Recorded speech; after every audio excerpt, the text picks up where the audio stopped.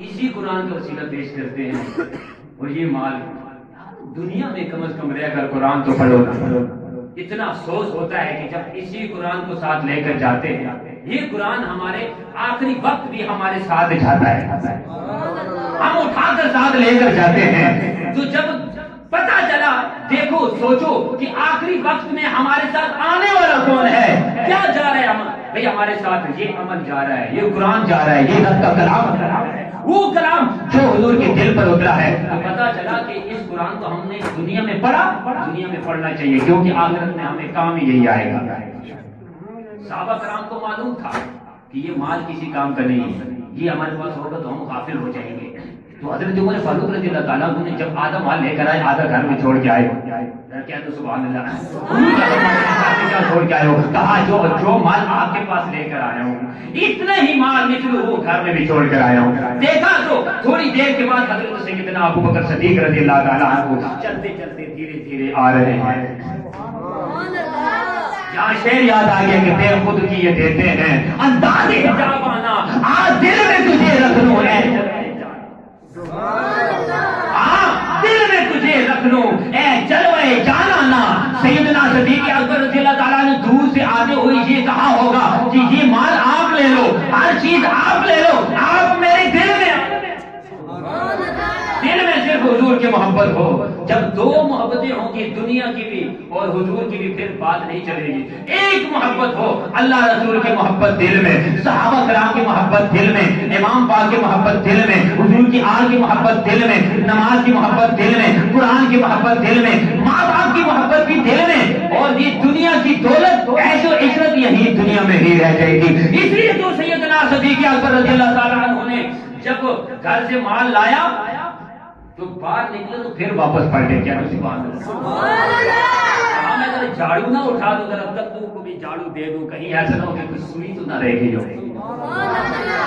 آپ کو پتہ ہے وہ پرانے دور میں جو بوڑھی مائی ہوتی ہیں, بوڑھے حضرات ہوتے ہیں, جب سوئی لیتی ہیں تو دھاگا ڈال کے کچھ کپڑا سی کے پھر وہ سوئی میں دیوار میں مٹی کی دیواریں ہوتی تھی. آج کل تو سنگے مرمر اور ٹائلیں وغیرہ لگی ہوتی ہیں, مٹی کی دیواریں ہوتی تھی, وہاں رکھ دیا کرتی تھی سوئی کو. تو حضرت سیدنا ابو بکر صدیق رضی اللہ تعالیٰ عنہ نے سوچا کہ کہیں سوئی نہ رہ جائے, سارا مال اٹھا کر حضور کی بارگاہ میں پیش کیا. میرے آقا دو عالم صلی اللہ علیہ وسلم نے ارشاد فرمایا, اے ابو بکر گھر میں کیا چھوڑ کر آئے ہو؟ جواب سنو. سیدنا صدیق اکبر رضی اللہ تعالیٰ عنہ کیا فرماتے ہیں, عرض کرتے ہیں حضور جتنا مال میں لے کے آیا ہوں یہی مال ہے, گھر میں اللہ اور رسول کو چھوڑ کر آ رہا ہوں, گھر میں بھی اللہ رسول چھوڑ کے آ رہا ہوں, یہاں بھی اللہ رسول سامنے ہیں. پتہ چلا ان کا اتنا عقیدہ کہ سامنے بھی کملی والے ہیں, اس وقت گھر میں بھی کملی والے ہیں, جہاں بھی اللہ ہے وہاں بھی. بلے شاہ کیا کہتے ہیں کہ اول بھی تو, آخر بھی تو, ظاہر بھی تو, باطن بھی تو, باطن بھی تو. اول بھی تو ہے, آخر بھی تو ہے, ظاہر بھی تو ہے, باطن بھی تو ہے. عشق میں آ کر بلے شاہ کیا کہتے ہیں کہ جدھر دیکھتا ہوں ادھر, بس جدھر دیکھتا ہوں ادھر تو ہی تو ہے. ہمیں گھر میں بھی اللہ اور رسول کو چھوڑ کے آ رہا ہوں, یہاں بھی میرے سامنے آپ ہی ہیں, اللہ اور رسول ہیں. تو صحابہ کرام نے جب دیکھا کہ اتنا عشق ہے تو حضرت عمر فاروق رضی اللہ تعالیٰ عنہ کیا کہتے ہیں کہ میں زندگی میں کبھی ان سے آگے نہیں, ساری زندگی اگر میں لگا رہوں تو ابو بکر صدیق سے آگے نہیں بڑھ سکتا. یہ عشق ہوتا ہے. اس لیے تو پیر صاحب لکھتے ہیں کہ جس کے مقدر میں کڑائی تیرے در کی قسمت نے اسے راہ دکھائی. اسلام میں جب داخل ہوئے تو پہلا خطبہ بھی دینے والے سیدنا صدیق اکبر ہیں. جب بات بہت لمبی ہے, ٹائم کو دیکھتے ہوئے میں مختصر کروں گا. میں چار کر باتیں حدیث سے میں نے آج بہت سارا مال آپ کے میں لے کر آیا ہوں, ٹائم کی قدر کرتے ہوئے جو کچھ آپ کے سامنے بیان کروں گا انشاءاللہ اس کے مصطفیٰ میں کہہ دوں سبحان اللہ. صحابہ کرام کا عشق بیان کر رہا ہوں کہ وہ صحابہ کہ ایک جو ادنا صحابی ہے, ادنا صحابی جس نے ابھی کلمہ پڑھا, گھنٹے کے بعد اس کا روح قبض ہو گیا. نہ اس گھنٹے کے اندر نہ اس نے ظہر پڑھی، نہ عصر پڑھی، نہ مغرب پڑھی، نہ عشاء پڑھی، نہ اس نے فجر پڑھی، نہ اس نے قرآن پڑھا، کچھ بھی نہیں پڑھا. ایک ہی عمل کیا، حضور کا چہرہ دیکھ کے کلمہ پڑھ گیا. اس کلمے کی بدولت سے اس کو اس صحابی کے درجے تک بھی جتنے بھی دنیا میں اولیاء ہیں ان کی خاک تک بھی نہیں پہنچے. اتنا مقام ہے. والذی جاء بالصدق وصدق به اولئک هم المتقون. اور پھر رب کائنات نے ارشاد فرمایا کہ بھئی سچ لے کر آنے والا میرا حبیب ہے، تصدیق کرنے والا ابو بکر صدیق ہے. تو کتنی شان ہوگی کہ ایک ادنا صحابی ہے، اس کے درجے تک کوئی نہیں پہنچ سکتا. جو سب سے اعلیٰ صحابی ہے سیدنا صدیق اکبر کی کتنی شان ہوگی، کتنی شان ہوگی. اسلام کا پہلا خطبہ جب دیا تو سارے اکٹھے ہو گئے. سب نے کہا اب تو کام خراب ہو گیا، کیونکہ حرم شریف میں اب تو کام خراب ہو گیا. ہماری اگر عزت ہے تو حرم شریف کی بدولت سے ہے، اگر کچھ مال آ رہا ہے تو بدولت اس کی حرم شریف کی، اور اسی کی وجہ سے ہمارے خاندان کی عزت.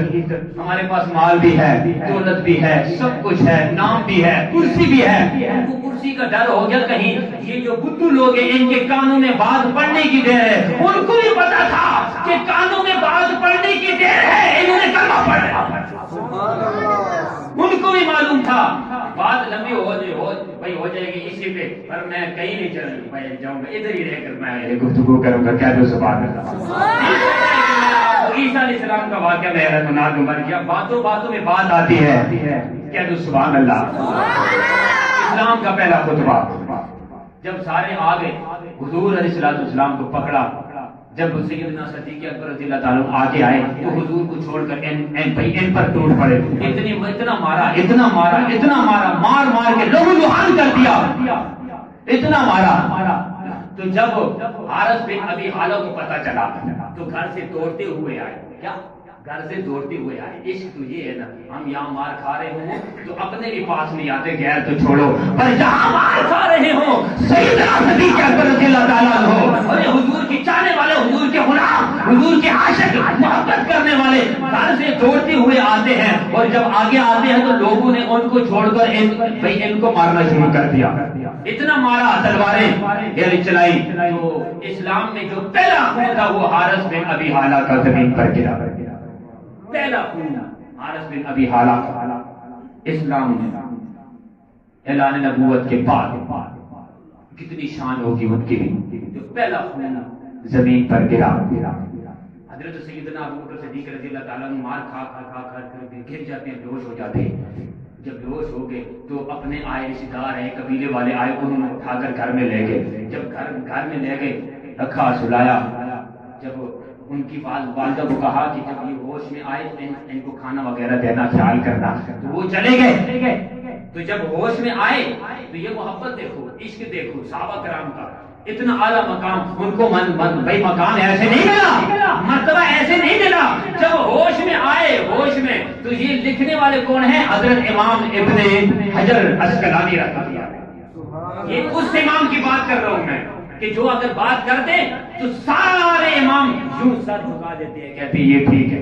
جہاں عسقلانی نے بات کر دی وہاں سر کر دیا، مان لی بات. اس امام کی بات کر رہا ہوں، حضرت امام ابن حجر عسقلانی رحمۃ اللہ علیہ. کیا لکھتے ہیں کہ جب حضرت سیدنا ابو بکر صدیق رضی اللہ تعالیٰ عنہ کو ہوش آیا، فلما افاق، جب ہوش آیا تو سب سے پہلے ان کی زبان سے جو بات نکلی، کہا مجھے اور کسی بات کا کوئی غم نہیں، بتاؤ تو صحیح رب کا محبوب کملی والا. تکبیر، نعرہ رسالت، نعرہ تحقیق، نعرہ حیدری. اور کچھ نہیں کہا. مجھے بتاؤ کملی والے خیریت سے ہیں. اما جان نے کہا اب تو چھوڑ دو. کہا کیسے چھوڑ دوں؟ کلمہ ہم نے پڑھا ہے تو چھوڑنے کے لیے نہیں پڑھا.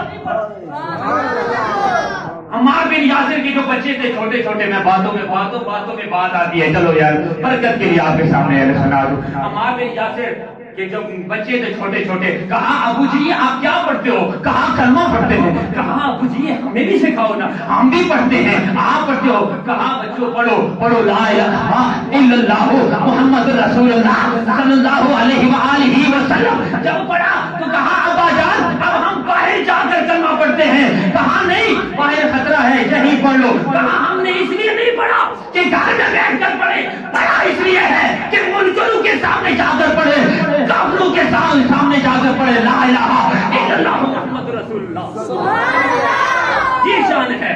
کہا ہم باہر جا کر پڑھنا چاہتے ہیں. تو بات لمبی ہے یہ. جب حضرت عمار بن یاسر پر ظلم ہوا تو میرے آقا علیہ الصلوۃ والسلام نے ارشاد فرمایا کہ یوں ہاتھ بلند کر کے حضرت عمار بن یاسر کا کہا اے سارے کا بیان سن لو، گواہ ہو جاؤ، میں تب تک جنت نہیں جاؤں گا جب تک عمار بن یاسر کو جنت میں ساتھ لے. ارے دلو رام جیسا بندہ جب بیعت مسلمان ہوا، کلمہ حضور نے پڑھایا، کہا اس کا عقیدہ تھا دلو رام کا کہ حشر کا رحمت للعالمین کا حشر میں مانا اٹھے، خلق ساری شافعے وہ جزا کے ساتھ ہے. لیکن دلو رام کو حضرت کے جب جنت گئے کل ہوا ہندو بھی محبوب خدا کے ساتھ ہے. ہندو بھی محبوب خدا کے ساتھ ہے. اگر ہندو کلمہ پڑھ کر مسلمان ہو گیا، حضور کا عاشق ہو گیا، مولا حسین کا عاشق ہو گیا، حضور سے عاشق سے محبت کرنے والا، اگر اس کو میرا رب پہ کائنات کا پیارا حبیب کملی والا جنت میں لے کر جا سکتا ہے تو صحابہ کرام کی کتنی شان ہے، ان کی کتنی شان ہے، جس کے بارے میں پیر صاحب کوڑا سنگھ شریف والے رحمت اللہ علیہ، پیر سید نصیر الدین نصیر شاہ رحمت اللہ علیہ کیا لکھتے ہیں کہ انوار ہی انوار کا عالم ہی نظر آیا، چلمن جو ذرا میں نے اٹھائی تیرے کر کے. کہا یہ بتاؤ حضور کیسے ہیں؟ اتنی مار حضور کے دور میں جو دنیا سے گئے تو کتنی شان ہے. ایک عام بندہ مولوی کسی کا جنازہ پڑھاتا ہے تو ایک ولی جنازہ پڑھاتا ہے. حدیث پاک میں آتا ہے جب ولی جنازہ پڑھا دے تو وہاں پہ تکمیل ہوتی ہے، اس کے بعد نہیں تکمیل ہوتی ہے کہ یہ اب جنتی ہے. تو جن کا جنازہ صحابہ کرام کا حضور نے خود پڑھایا ہوگا ان کی کتنی شان ہے. صاحب دعوت دربار بلا لے اس مقام پر کیا لکھتے ہیں کہ صحابہ کرام پر جب باتیں پڑھی، حدیثیں پڑھی کہ اپنی جانیں تھی دنیا سے گئے، جنازہ کس نے پڑھا؟ حضور نے پڑھا. تو اس کے لیے آ کر قلم اٹھاتے ہیں، قلم اٹھا کر کوئی کاغذ پر لکھتے ہیں کہ یا رسول اللہ تیرے ہوتے جنم لیا ہوتا، تیرے ہوتے جنم لیا ہوتا پھر کبھی تو تجھے ملا ہوتا. تو جو آتا میرے جنازے پر آقا یا رسول اللہ تیرے ہوتے میں مر گیا، یا رسول اللہ آپ کے ہوتے میں مر گیا ہوتا پھر کبھی تو تیرے ہوتے مر گیا ہوتا. تو جو آتا میرے جنازے پر تیرے ہوتے میں مر گیا ہوتا. تیرے مسکن کے گرد شام و سحر، تیرے مسکن کے گرد شام و سحر رب کے مان کا میں پھر رہا ہوتا. اتنی شان ہے حضرت سیدنا ابو بکر صدیق رضی اللہ تعالیٰ عنہ. میں کبھی گھڑی کو دیکھتا ہوں، کبھی عشق رسول کی بات کرتا ہوں، میرا دل کرتا ہے ٹائم تھوڑا سا آہستہ جائے کیونکہ عشق رسول ہے. وہ دل میں ہمارے دل سے بھی آواز آتی ہے کہ تیرے ہوتے جنم لیا ہوتا پھر کبھی تو تجھے ملا ہوتا. ڈاکٹر صاحب نے حد کر دی کہ تیرے ہوتے مر گیا ہوتا، تیرے ہوتے مر گیا ہوتا تو جو آتا میرے جنازے پر. تو سیدنا صدیق اکبر رضی اللہ تعالیٰ نے کیا عرض کی، کہا کیسے ہیں کملی والے کیسے ہیں؟ ام جمیل نے نہیں بتایا. جب پوچھنے پر زیادہ اصرار کیا کیونکہ ان کو پتا تھا ام جمیل کو انہوں نے کلمہ نہیں پڑھا ہوا ہے، ڈر رہی تھی. تو جب ساتھ چلی کہا میں مجھے لے کر چلو میں بتاتی ہوں. جب سیدنا صدیق اکبر رضی اللہ تعالیٰ عنہ کے پاس آئی ام جمیل تو جب آنکھوں میں آنکھیں ڈالے اشاروں سے کہا، سیدنا صدیق اکبر نے کہا اے ام جمیل فکر نہ کر، میری ماں کے سامنے کہہ دے محمد کیسے ہیں. سامنے کہا کہ خیریت سے ہیں. پھر جا کر ہوش آئی اور کچھ نہیں، زخموں کا درد کی کوئی فکر نہیں. جو حضور کے عشق میں ہوتا ہے اس کو کبھی درد ہوتا ہی نہیں, اس کو کبھی دنیا کا درد نہیں ہوتا.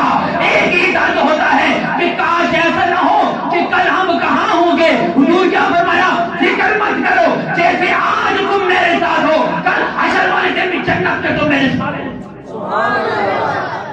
مسجد نبی میں ایک دن میرے آقا علیہ الصلوۃ والسلام مسجد میں آئے, اہل تشریف لے کر آئے. ایک طرف حضرت ابو بکر صدیق ہے, ایک طرف عمر فاروق ہے, علی پاک بھی کھڑے ہیں, صحابہ کرام بھی کھڑے ہیں. حضور کی زبان پر ایک ہی جملہ جاری ہے, کل بھی اسی طرح ساتھ ہوں گے, کل بھی اسی طرح ساتھ ہوں گے, کل بھی اسی طرح ساتھ ہوں گے. صحابہ کرام عرض کرتے ہیں یا رسول اللہ اس کا کیا مطلب ہے؟ حضور فرماتے ہیں جیسے آج یہ میرے ساتھ ہے دونوں, ایک طرف ابو بکر ہے دوسری طرف عمر ہے, کل حشر والے دن بھی جنت میں یہ میرے ساتھ ہے.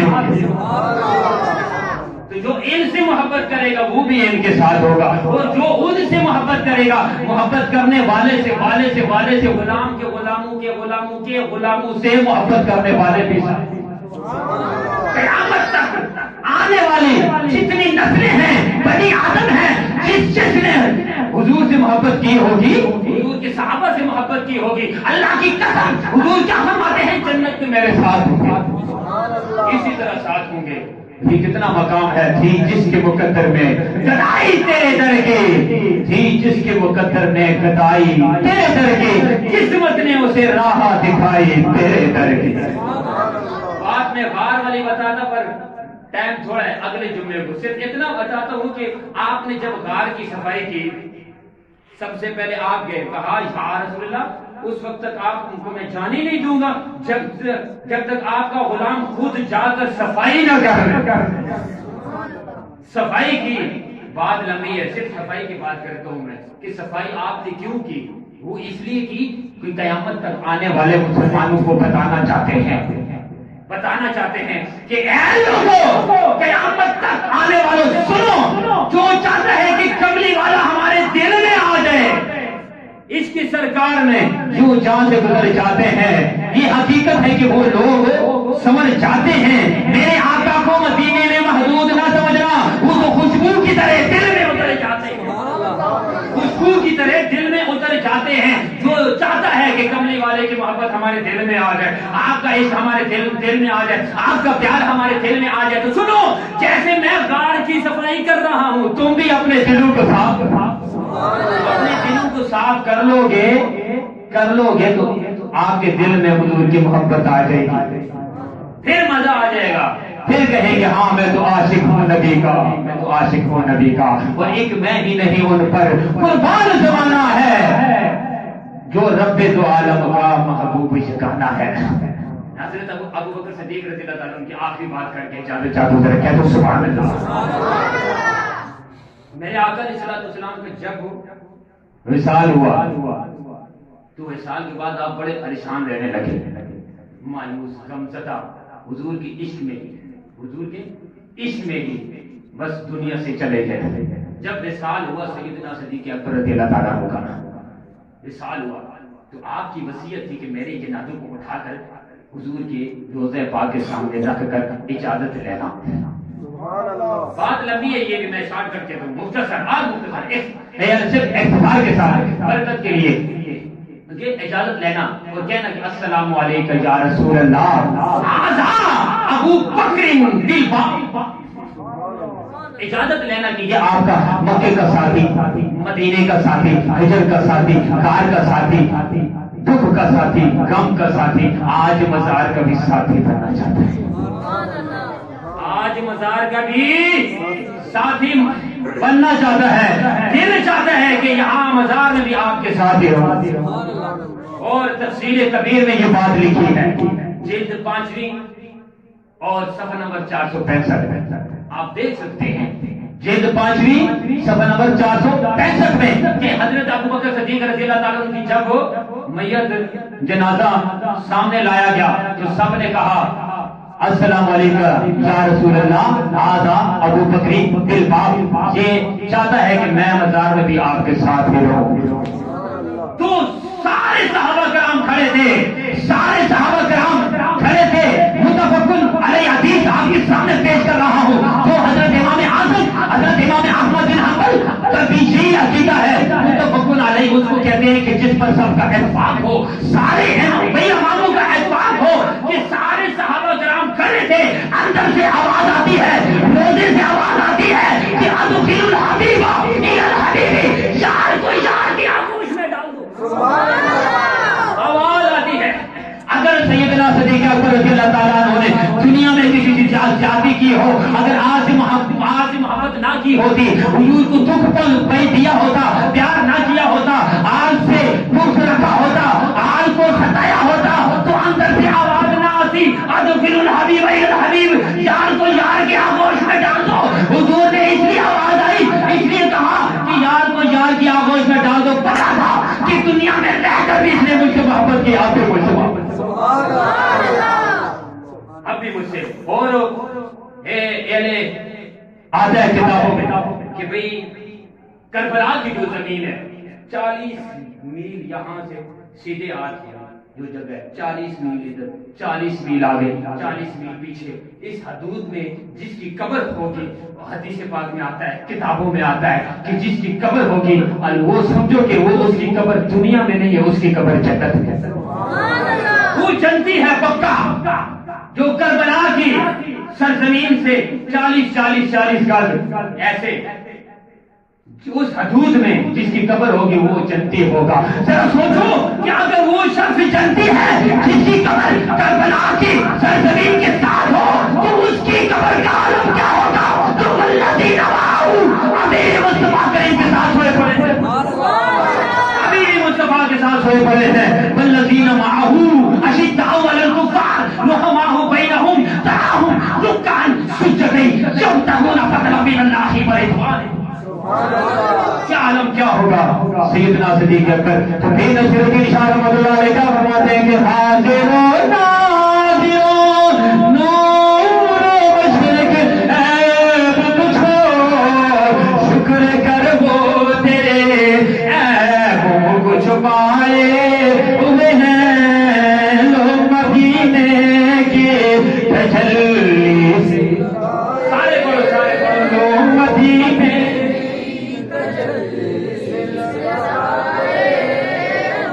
نام آنے سے ابو بکر عمر کا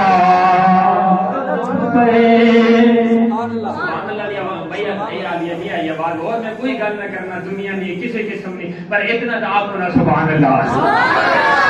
شان ابو بکر صدیق میں بیان کرنا اسی موضوع میں اگلے جمعے میں بیان کرتا۔ ہاں اگر تو پائیاں میں جو حضرات جو اگر کسی نے دل ہے کہ بھئی اگلے جمعے میں اور کوئی بیان کرنا، کوئی موضوع دینے تو وہ بھی دے سکتے ہو، میں اسی موضوع میں بیان کر سکنا۔ اور ایک اور گل ہے، جس کسی مسئلہ پوچھنا، کوئی سوال پوچھنا، اس لیے ممبر رسول میں بیٹھا ہوا، جمعے والا دیہڑا ہوئے تو اسی سوال پوچھ سکتے ہو، انشاءاللہ حضور نے آج اسے ٹائم دے جواب دے سی کہ نام آنے سے ابو بکر عمر کا لب پہ، نام آنے سے ابو بکر عمر کا لب پہ، کیوں بگڑتا ہے